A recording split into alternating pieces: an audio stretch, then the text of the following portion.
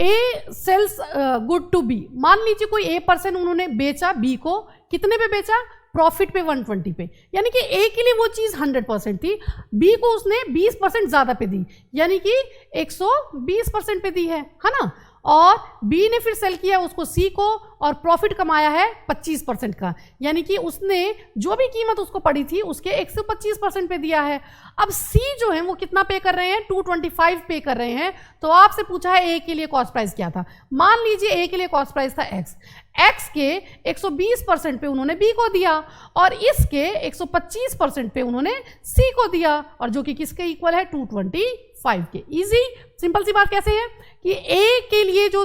हमें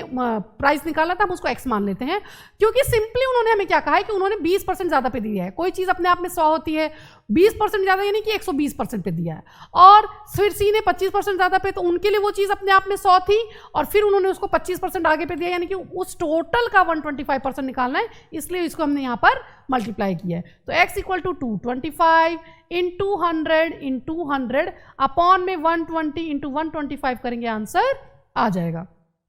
10 से 10 कैंसिल, 25 4 जा, 25 5 जा, 5 से अगर मैं करती हूँ 5 2 जा 10, 2 से करती हूँ तो आता है 6, फिर 2 से करेंगे आएगा 3 और ये आ जाएगा 2, 3 से करेंगे 3 7 जा एंड 5 जा, यानी कि ये आ गया 150। यानी कि ए के पास जब ये चीज़ थी तो ए के पास कितने की थी, 150 रुपये की थी, तो 150 को उन्होंने आगे कितने पे बेचा, 20% पे, यानी कि 150 का 20% कितना आएगा, आएगा 30, यानी कि उन्होंने 180 पे बी को बेचा और 180 ने फिर बी ने उसको क्या किया, 25% पे बेच दिया, तो 180 का 25% कितना आएगा, चलिए ज़रा देख लेते हैं। 180 को अगर मैं 4 से करती हूँ तो 4 4 16, यानी कि 45, यानी कि 45 रुपीज़ ज़्यादा में बेचा है, तो 180 प्लस 45 हो गया 225। तो आई होप आपको ये क्वेश्चन समझ में आया होगा, क्योंकि मैंने इसको रिवर्स बैक करके भी आपको समझा दिया है। तो उम्मीद करती हूँ कि आपको ये क्वेश्चन अच्छा लगा हो। तो इसी तरह से क्वेश्चंस को देखते रहिए।